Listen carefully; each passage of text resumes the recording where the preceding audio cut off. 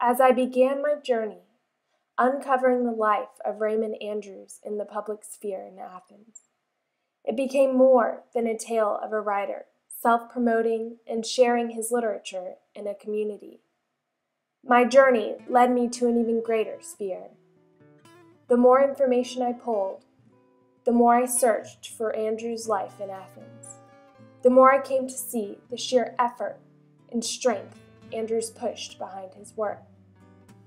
Throughout my interviews with 3 people who either knew Andrews or have researched all there is to know of him, there seemed to be this mutual agreement that Andrews strove for the utmost best for himself, his literature, and his life. In an interview with Randy Gu, a historian and archive scholar at Emory University's Marble, I asked the question, "Why do you think Andrews' books couldn't sell?" Gu answered, "You have asked a question that is impossible to answer. I'm sure Raymond asked himself the same question over and over. While I can't offer you a definitive answer, I can offer you a couple of things that might, and I emphasize might, have influenced him." Gu goes on to say, "The focus on death of the urban environment meant that there wasn't much interest in Raymond's accurate and nuanced depictions of farm life, small-town social life, and race relations. It also meant that Dial and other publishers didn't know how to push or to sell his books because they couldn't compare Raymond's books to anyone else's work." He also says, "The reading public wasn't ready for an intricate depiction of race relations. As Raymond wrote in his notebook that I showed and I viewed to many presentations I've done, Raymond was bound and determined to show African Americans as more than victims. In his books, violence and the threats of racial violence hang over all the fully drawn and fully blooded characters, just as it did for African Americans in the South from 1914 until 1964. Although Raymond's writing was joyful, it is a disturbing and unsettling portrait that is much more complex and nuanced than most people expected. Folks just weren't ready." Gu raised an interesting point here. It's easy to forget the struggles Andrews faced because of his racial identity. I faced these tribulations when I went to Madison, Georgia to uncover more about Andrews. When I got to Madison, my primary interest was the Madison Morgan Cultural Center. I figured since Andrews was a native of this town, there would be an abundance of information. I couldn't have been more wrong. There was nothing on Raymond Andrews here, except a mere 3 books which I already had in my possession. The woman suggested that I visit the African American Museum a few blocks away. When I arrived, I was surprised to see a small house, or even shack, that not only looked abandoned, but it was completely shut down. This was a startling realization of the factors that played into Andrews' career. Racism still existed for Andrews when he was struggling to make ends meet, and unfortunately, there isn't much that remains of Andrews in his own hometown.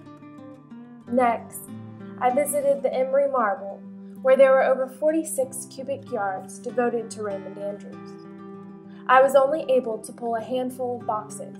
Some of the subject matter ranged from his notebooks full of drafts of Appalachia Red and The Last Radio Baby to family photographs and memorabilia. As I flipped through these pages upon pages and box upon box, I was overwhelmed with the amount of promotional material.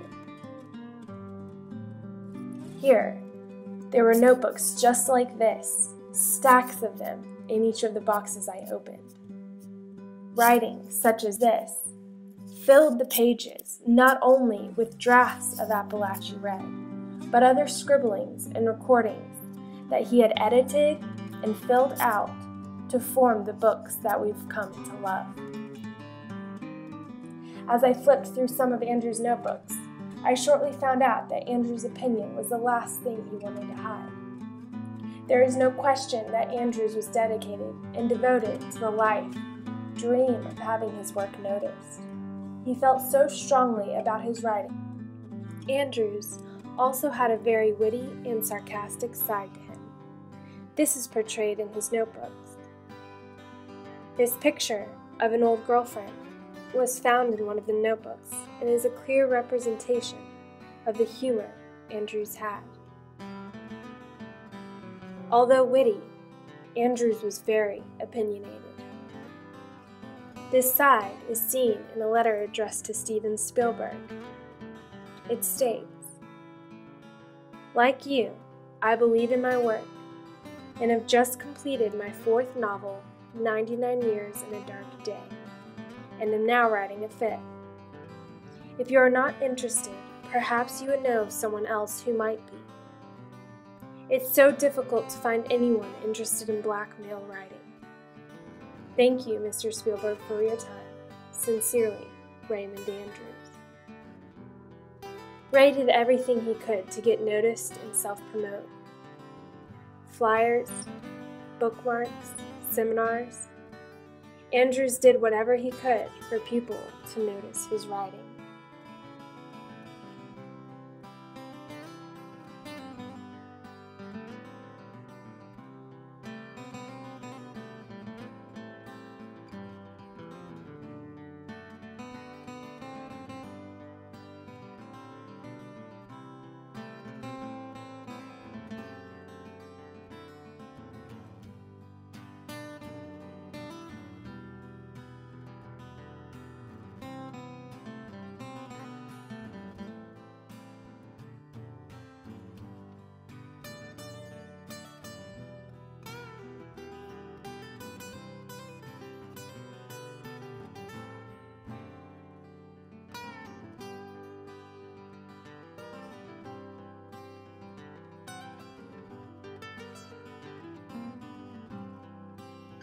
Ray was also a very social person in Athens.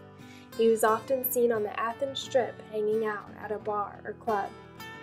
Most notably, Andrews was seen and promoted in the public sphere in Athens. He was recognized in several magazines, newspapers, and articles around town. For example, he was mentioned in Athens Magazine, The Red and Black with his brother, Benny Andrews, the Athens Observer, and the Madisonian.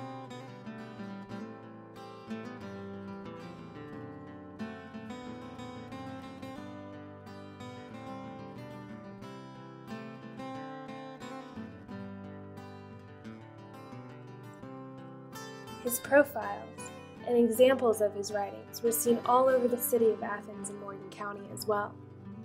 He held seminars and book signings for the public.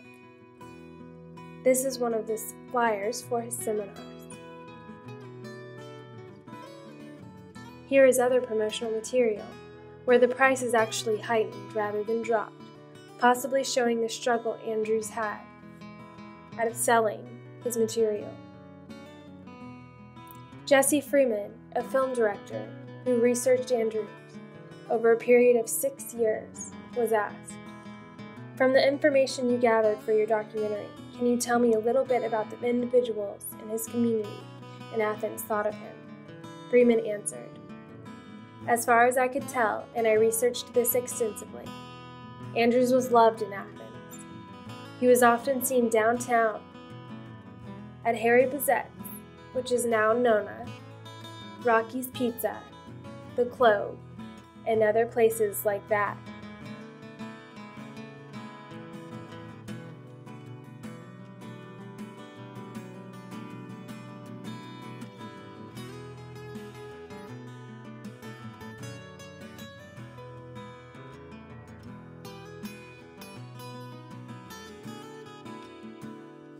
Students loved him. Townies loved him. Many of the university professors cared a great deal about him." Freeman continued, "When the Georgia Review screened the documentary in downtown Athens, there weren't enough seats in the venue. We could have sold it out twice. That should show you how much he's respected and remembered today as a caring man and as a unique artist." Tony Grooms, a close friend of Raymond Andrews, described Andrews' time in Athens though at times it was hard for him. Ray's time in Athens was charmed. He says in his suicide letter that he did what he wanted and had no regrets. Though poor, Ray was able to dedicate himself wholly to writing, even though he didn't get the attention he wanted. And he had many friends. He rarely suffered for want of a meal, or a place to sleep, a ride to Atlanta. Not many of us can say the same. From Raymond Andrews' life in Athens, to his strength and self-promotion, to his witty and quirky sense of humor, throughout this journey of discovering his public spirit, I found a man who simply had a passion for his writing and seemed to find the humor in life. His style and uniqueness still lives on through the characters and through each of his novels.